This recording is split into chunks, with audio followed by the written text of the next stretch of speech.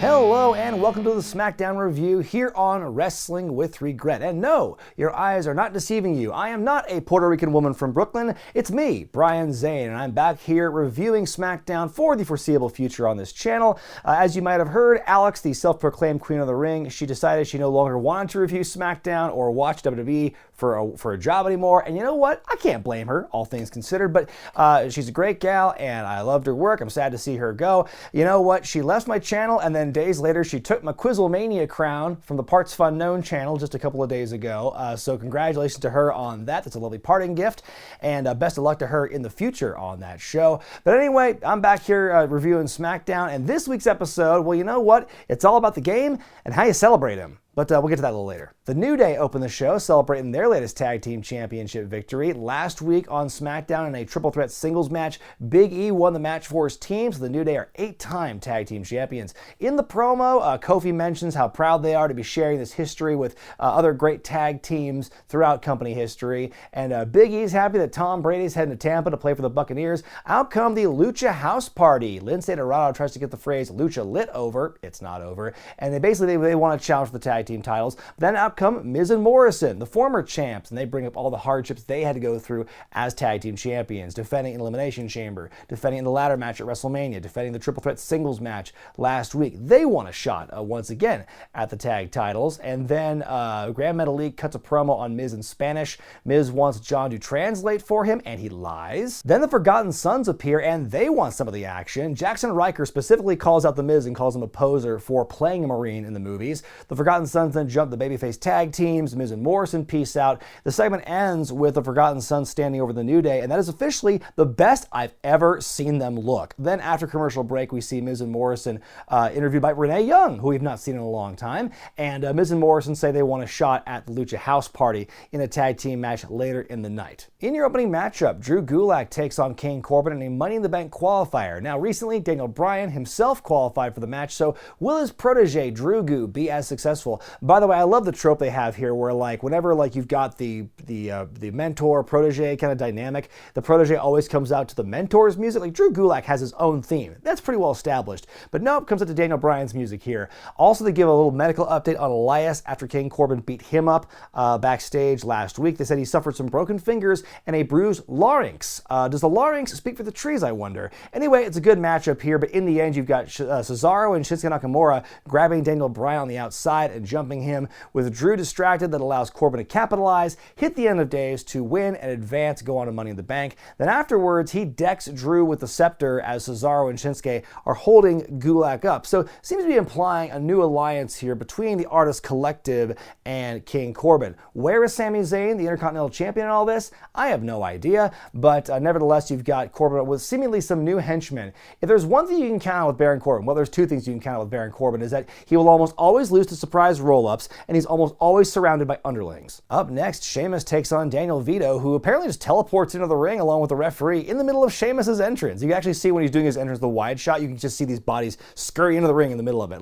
Vito was just not there, then he was. Anyway, it's a big squash match, some chest blows, brogue kick. That's all she wrote. Sheamus wins. Then afterward, they show this latest chapter in their Jeff Hardy little docu-series they've been doing last few weeks. This one is the Redemption chapter. It's basically just a somewhat different edited version of a portion of that Hardy Boys documentary they ran a year or two ago on the network, where it just talks about how Jeff Hardy came back from all this drug stuff, and then they came back at WrestleMania 33 in the big ladder match, which was awesome. And then afterward, after the break, you see Michael Cole stir in the pot because, Sheamus seems to have it out for Jeff Hardy. As he's talking, Sheamus is just there behind him, and he roughs up Cole a bit. He grabs him and he rips off his headphones and everything. And all I could think was, gosh, I wonder who Sheamus's first real opponent's going to be. The Miz and John Morrison taking on the Lucha House Party. Relatively short match here. One of the big highlights for me, though, is Morrison talking trash in Spanish throughout. Near the end, the Miz wants to hit the skull-crushing finale on Grand Metalik, but he rolls through, pins the Miz to win in a relatively big upset here. Really shakes shakes up the tag team division too, by the way, because the New Day is sitting pretty on top. You've got now with the Lucha House Party and the Forgotten Sons kind of staking their claim here on the face and heel sides of the issue, respectively. Really makes things a little more curious as to what the SmackDown tag title scene is going to look like. In your second Money in the Bank qualifier of the evening, you have Lacey Evans taking on Sasha Banks, who makes her entrance carrying a little picture of Lacey's daughter on a popsicle stick. Daughter on a stick, get your daughter on a stick. Throughout the match, Sasha is attacking Lacey's hand and arm, which compromises her ability to do the women's right. Also kind of messes up some of her other offense throughout the match. At one point in Lacey's comeback, she's slamming Sasha's head against the LED ring post like shell. I love when they make it glitch. It's so adorable when they try and do that. In the end, Lacey goes for a pin, but Bayley does like a rope break thing. I love she's fanning herself off. Oh, that's just good ring awareness. That's good ring awareness. And like Lacey tries to grab Bayley, and then Sasha rolls up Lacey, but Bayley's got the referee distracted. Sasha's mad at Bayley now. Lacey wins with the woman's right. She goes on to Money in the Bank. And then after that, you've got Bayley and Sasha on stage. Tamina's music plays. Now remember, last week Tamina earned a shot for the women's title at Money in the Bank. So Bayley turns around, eats a super kick from Tamina, and Sasha is in no hurry to try and fight Tamina or help Bayley up. She's just standing there, kind of looks at her, and that's where it ends. So planting more seeds of dissension between Bayley and Sasha for that inevitable blow up to be happening whenever at this point. But man, I don't know what's more shocking at this point than Tamina getting a match on pay-per-view for a championship in 2020. Throughout the night, they're advertising this thing like the history of Braun Strowman and Bray Wyatt. And the way they would sell it to you is like, look at how their paths have intertwined over the last several years. And it's literally just, here's a recap of when Braun Strowman debuted as the black sheep of the Wyatt family. Jump ahead to last week, 5 years later, when Braun Strowman's on Moment of Bliss, and he opens up a package, and it's the old black sheep mask. And obviously there was a little bit more build-up before that, like a week or two before that on SmackDown, that they just don't have in this package. And that's literally it. So wow, what a long and storied history they have here with absolutely no interaction in between. It's good to remind us of the history of Strowman debuting as the henchman of Bray Wyatt back in the Cult days, but the way they advertised it made it sound like there was just way more to it than what it ultimately was. Alexa Bliss and Nikki Cross defend the Women's Tag Team Championships against Dana Brooke and Carmella. Now, last week, Dana Brooke qualified for Money in the Bank. Next week, Carmella has a chance at this nice little pit stop in between. Lots of big dive spots at the open of the match before the commercial break. Carmella and Dana look pretty good here, but you know, there's no question who's winning this thing. Cross and Bliss win with what they're calling a modified 3D. It's like a 3D setup, but it's kind of a DDT on the come down by Alexa Bliss here. So fairly decent match, the champs retain. In your final segment of the night, you have Triple H celebrating 25 years of his career in WWE. You know, that guy doesn't get quite enough due, I would say. You know, the whole thing, though, it's just a big rib on Triple H, essentially, or it's a bit like kind of taking the piss out of himself, because it begins with him, the water bottle, but there's like a crew member who just takes it out of his hand before he does anything with it. And then, like a few words into his speech, Shawn Michaels interrupts, and they've got their kind of banter back and forth, and Shawn tosses to some video packages of like, here's all these hilarious outtakes of DX messing lines up and stuff, and then here's a montage of Triple H losing all these WrestleMania matches. Like, they're really not glorifying Triple H, I think, the way people expected this to go. And so then, as they're talking, Shawn brings up Stephanie McMahon. All of a sudden, Stephanie calls in on FaceTime, and so then, like, she admonishes Shawn for like mocking her on the air. I can't believe we're getting FaceTime in this segment on a wrestling show.